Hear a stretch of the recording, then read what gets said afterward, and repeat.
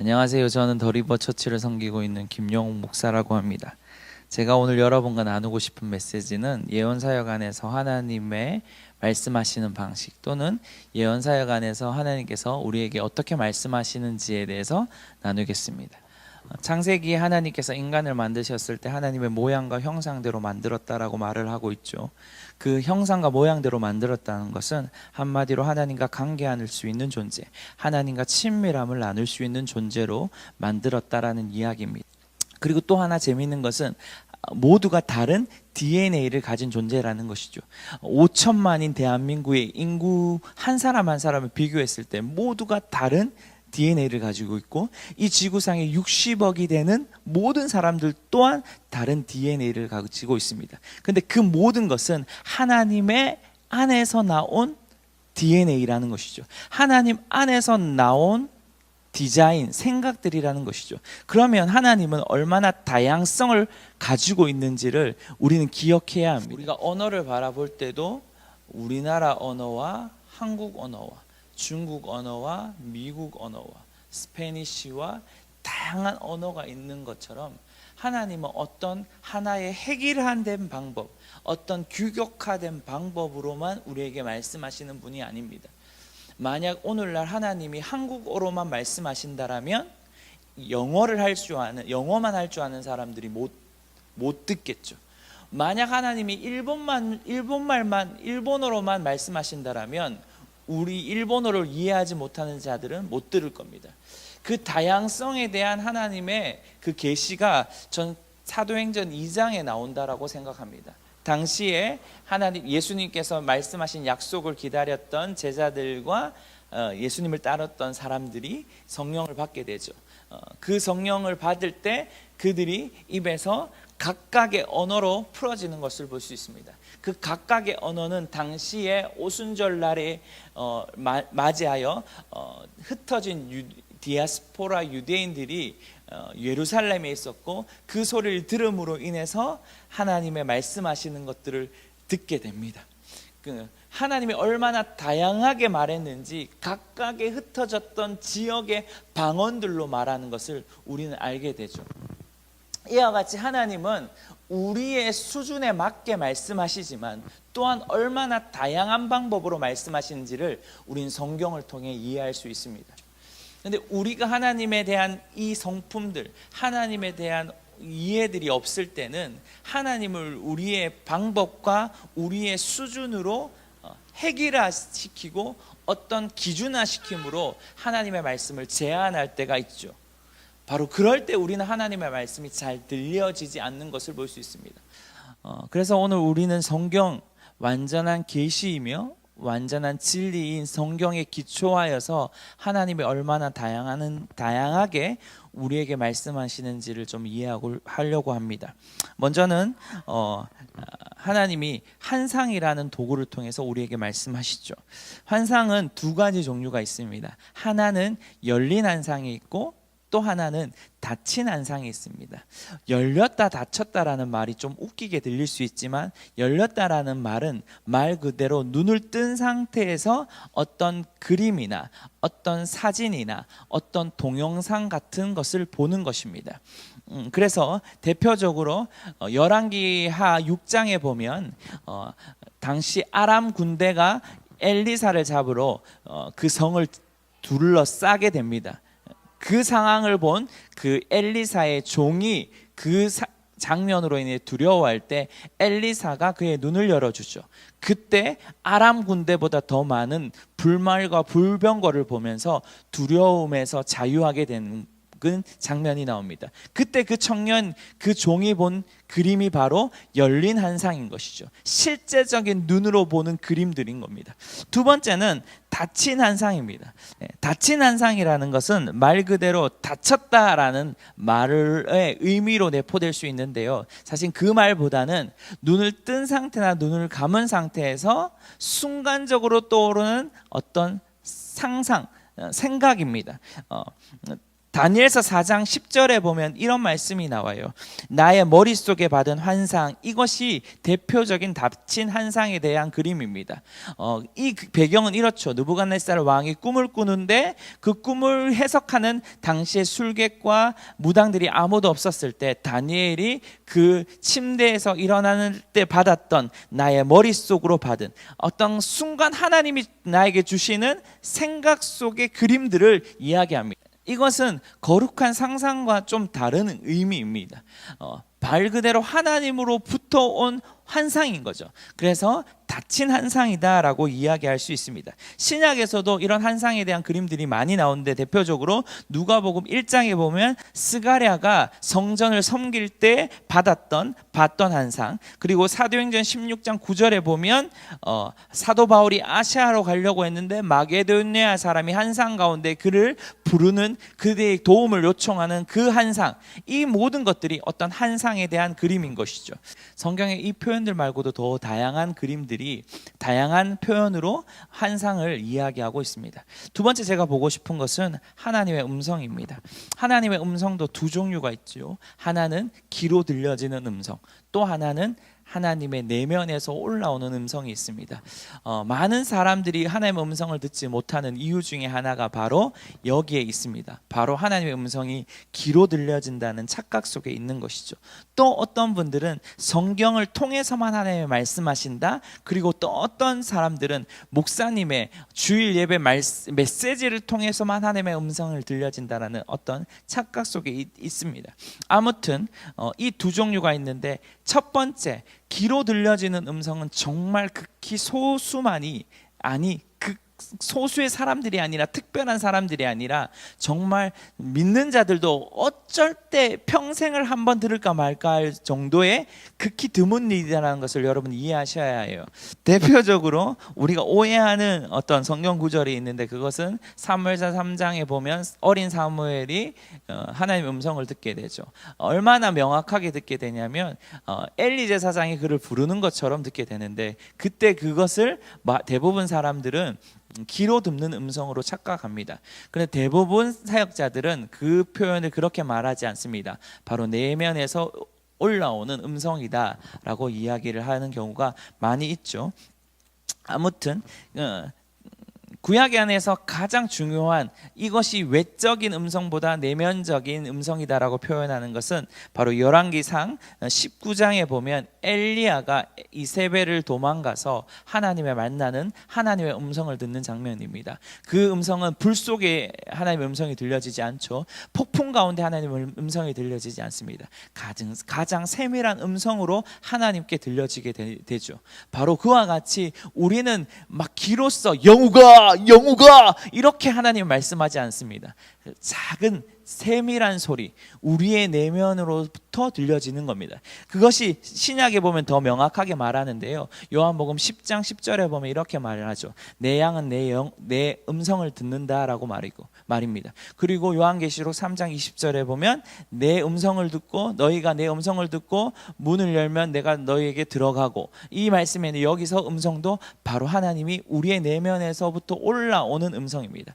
더 특별하게 구약 시대보다 오늘날 살아가는 우리가 이 내면의 음성에 더 집중해야 되는 것은 바로 성전이 구약 안에서는 외부에 있었어요. 그리고 외부에 있었기 때문에 성전 중심으로 모든 것이 모였어요. 그런데 이제는 성령님께서, 하나님께서 직접 우리 안에 들어오심으로 우리 안에 내주하십니다. 그래서 우리가 더 포커스를 맞춰야 되고, 우리가 더 집중해야 되는 건 외부의 음성이 아니라 우리 안에 계신 그 성령님의 음성이죠. 그래서 성령님은 성경은 더 우리에게 명확하게 말해요. 내 배에서 생수의 강이 흐른다라고 말입니다. 왜 내 배에서 생수의 강이 흐르죠? 바로 우리 안에 있는 성령님으로 인해서 생수의 강이 흐르는 것이죠.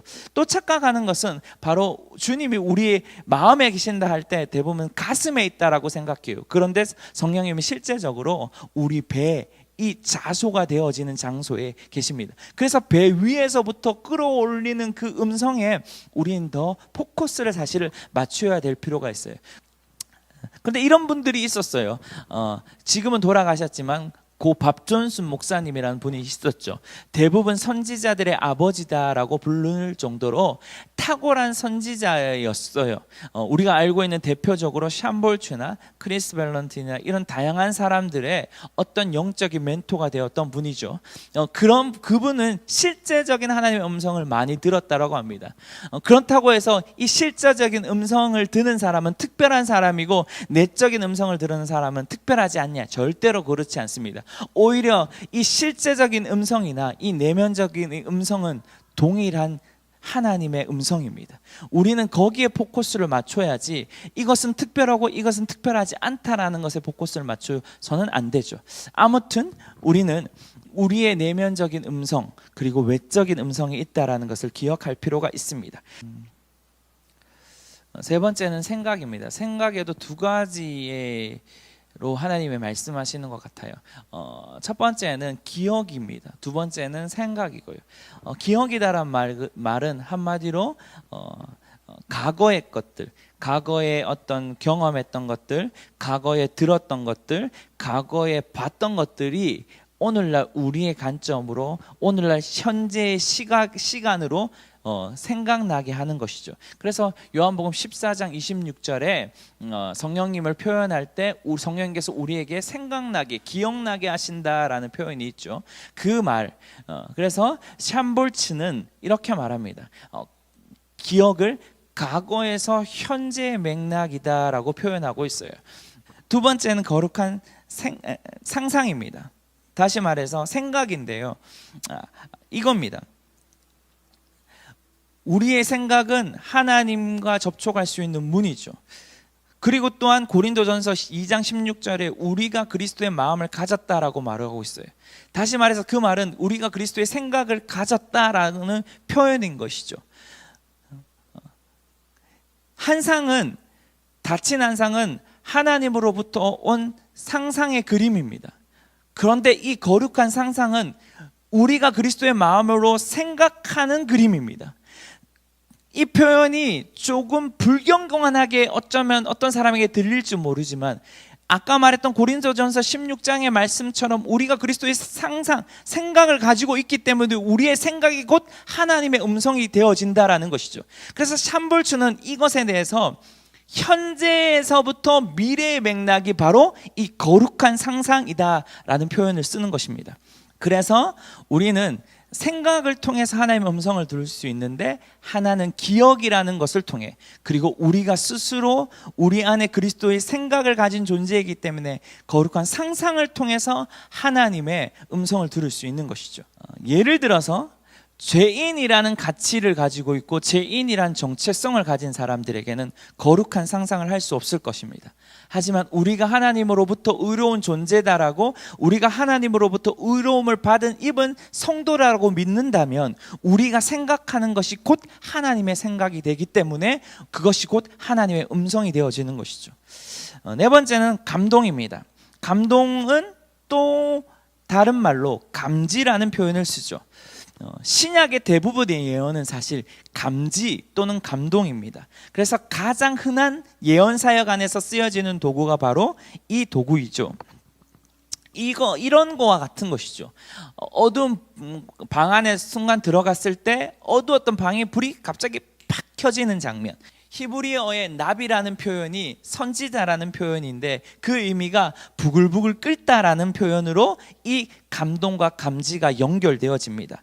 대표적으로 예수님께서 그 서기관들을 바라볼 때 그 중심을 아셨다라는 표현이 있는데 그 중심을 아셨다라는 말이 감동되고 감지되었다라는 말입니다. 또한 바리새인들을 향해서 그들의 악함을 아시고라는 표현이 있는데 그때도 예수님이 감지되고 감동되었다라는 표현으로 쓸 수 있는 것이죠. 또 하나는 사도행전 27장에 보면 사도 바울이 로마로 이송되는 과정 가운데 어떤 감동을 받는데 그것이 뭐냐면 이 배가 파산할 거다라는 감동을 받게 되는 그 장면에서도 감동과 감지라는 표현을 씁니다. 아무튼 예언 사역 안에서는 특별히 하나님의 음성을 듣는 이 부분 안에서는 감동과 감지가 어떨 때는 가장 많이 내포되어질 수 있다라고 생각합니다. 그리고 느낌이 있죠. 느낌이란 말 그대로 어떤 사람이 방으로 들어오기 전에 제가 이미도 먼저 머리가 갑자기 아픈 느낌을 받습니다. 그리고 어떤 사람이 들어옵니다. 근데 그 사람이 머리가 아픈 거예요. 그것이 하나님의 음성일 수 있어요. 또는 냄새가 있을 수 있죠. 냄새, 하나님을 예배하는데 백합 냄새가 난다든지 향유 옥합의 냄새가 난다든지 이 냄새를 통해서 하나님의 임재를 느끼고 하나님의 뭔가 말씀하고 싶어하는 메시지, 이런 이야기도 있었죠. 어떤 여자 전사님께서 집에 가려고 버스를 탔는데 마침 빈 자리가 있어서 그 자리에 앉게 되었다고 합니다. 그리고 그 옆자리에는 예쁜 자매님이 타고 있었는데 근데 갑자기 그 버스가 가는 가운데 갑자기 시체 썩는 냄새가 났다는 거죠. 근데 그 시체 썩는 냄새가 다른 누군가가 아니라 바로 예쁘게 보이는 그 자매에게 풍겨졌다라고 합니다. 그 순간 그 전사님이 감지한 것은 바로 그 자매에게 있었던 죽음의 영을 느꼈는 것이죠. 그래서 그 자매에게 하나님의 복음을 전했는데 꼭 가까운 교회에 가라고. 그 당시 그 자매님은 교회에 다니지 않았던 것 같아요. 그런 일들도 있습니다. 또 가장 사실은 빈번하게 많이 나타나는 하나님의 음성은 꿈이죠. 우리는 꿈을 참 많이 소홀할 때가 있어요. 근데 꿈은 하나님이 우리에게 많은 것들로 통해 계시하시는 영역 중에 또 하나입니다. 대표적으로 우리가 잘 알죠. 요셉이 꿈을 꿈으로 인해서 하나님의 부르심의 자리까지 가는 것, 그리고 다니엘이 꿈을 통해서 꿈을 풀어줌으로 인해서 하나님의 높은 자리에 가는 것. 그래서 꿈은 굉장히 하나님에게 중요한 말씀하시는 도구가 됩니다. 또는 천사의 방문을 받든지 또는 베드로처럼 항올경에 빠지든지. 그리고 이런 경우도 있어요. 순간적인 해상이다라는 표현을 샴볼츠라는 사역자는 쓰고 있던데요. 흔히 데자뷰, 우리의 여기에 처음 왔는 장소가 뭔가 몇 번 왔는 것 같은 그런 데자뷰. 근데 이것을 우리의 언어로 풀면, 기독교적인 언어로 풀면 예언적 해상이다라는 표현을 쓰더라고요. 또 하나님의 어떤 직접적인 방문을 통해서 하나님의 어떤 말씀을 들을 수 있겠죠. 그리고 사도행전 8장 39절과 40절에 보면 이디오파 내시에게 빌립이 세례를 줍니다. 그리고 그 자리에 그 물가에서 나왔을 때 그는 다른 곳에서 복음을 전하게 되는 몸의 이동이나 또는 영의 이동을 통해서 하나님이 말씀하시는 방식이 있습니다. 이렇게 성경 안에는 다양한 하나님의 말씀이 있어요. 이것 말고도 더 많은 하나님의 방식이 있어요. 히브리서 1장에 보면 이렇게 말해요. 옛적 선지자들을 통하여 여러 부분 여러 모양으로 우리 조상에게 말씀하신 하나님이다 라고 표현하고 있어요. 하나님의 말씀, 이 성경은 완전한 계시이고 완전한 진리입니다. 근데 하나님을 모두 다 담을 수는 없어요. 이 부분에 대해서 여러분이 오해할지 모르겠지만 저도 역시도 이 성경이 완전하다고 믿고 완전한 계시라고 믿습니다.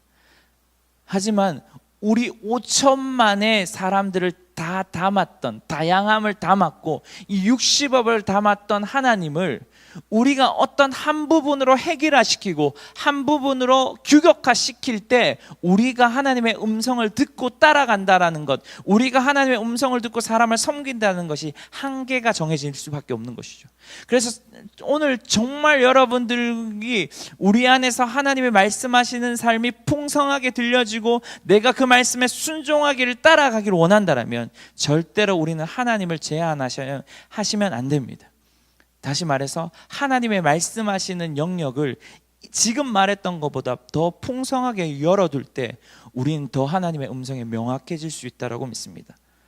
또 이런 시기가 있을 수 있어요. 하나님이 지금까지 나에게 하나님의 감동으로 어떤 말씀을 하셨고 감동으로 예언 사역을 했는데 어느 시즌에는 하나님이 뭔가 꿈을 통해서 나에게 하나님의 말씀하실 수 있는 거죠. 계절이 뭔가 바뀌었어요. 뭔가 하나님의 말씀하시는 방법을 바꾸셨죠. 그것은 다름이 아니라 하나님이 우리를 또 다른 차원의 깊이로 초대하는 초대장이라고 믿습니다. 저도 그런 시즌이 있었어요. 제가 그러니까 초창기 예언이라는 사역이라는 말을 듣고 그리고 드문드문 예언 사역할 때는 어떤 그림을 통해서 예언할 때가 많았어요. 어느 날이었어요. 제가 친척들의 모임을 가서 그 친척들 모임을 갔는데 그 친척들에서 전혀 생각지도 못한 이모님을 바라보게 되고 그 이모님에게 하나님이 그 그림 한 가지를 딱 보여주신 때가 있었습니다. 그 그림을 통해서 사람들을 섬겼을 때 그 이모님이 울기 시작하고 삶에 놀라운 변화가 일어나기 시작했어요. 근데 제가 최근에 들었던 제가 최근에 예언했던 방식은 그런 그림뿐만 아닙니다. 오히려 하나님이 어떤 단어 하나를 주시든지 어떤 하나님께서 감동과 감지를 통해서 하나님이 어떤 부분을 예언하게 할 때가 오늘날 있었던 것 같아요. 오늘날 저의 예언은 좀 더 그런 부분으로 흘러가는 것 같습니다. 아무튼 이런 계절들, 이 계절들은 하나님이 우리의 삶 가운데 더 깊은 곳으로 나아오기 위한, 또한 하나님의 더 깊음을 알기 위한 거룩한 초대장이라고 믿는 것이죠. 그것들을 빨리 이해할 수 있는 건 마지막으로 이겁니다. 여러분들이 하나님과의 시간을 더 즐겨야 한다는 것이, 여러분들이 하나님과의 친밀함을 즐길 때 이 수많은 방식의 차원을 넘어서서 하나님의 음성을 듣고 사람들을 더 기쁨으로 섬겨서 더 좋은 열매를 맺을 수 있다는 것이죠. 이런 것입니다. 어떤 친구와 10년 만에 한 번 통화하는 사람, 어떤 친구와 1년 만에 한 번씩 통화하는 사람, 어떤 친구와는 매일마다 통화하는 사람. 오늘날은 여러분 핸드폰 번호에 상대편 전화번호가 뜨기 때문에 다 알 수 있겠지만, 아무튼 여러분 하루 매일마다 통화하는 사람과 1년에 한 번 통화하는 사람과 10년에 한 번 통화하는 사람, 누가 한 번에 그 목소리를 듣고 나의 가장 친한 친구다라는 것을 감지할 수 있을까요? 바로 매일 하나님과의 시간을 즐기는 사람이 사실은 하나님을 제한하지 않을 뿐만 아니라 하나님의 다양한 방법의 말씀들을 바로바로 들을 수 있는 통로가 열리는 것이죠. 성경 안에 이런 다양한 방식으로 오늘 배웠습니다. 근데 그 어떤 것보다 저와 여러분들이 얼마나 하나님이 친밀하냐, 그것이 여러분 안에 있는 그 하나님의 듣는 귀를 발달시키고 보는 눈을 발달시킨다고 믿습니다. 그뿐만 아니라 우리가 섬기는 수많은 예언 사역 가운데 사람들을 더 깊은 곳으로 초대한다라고 저는 믿습니다.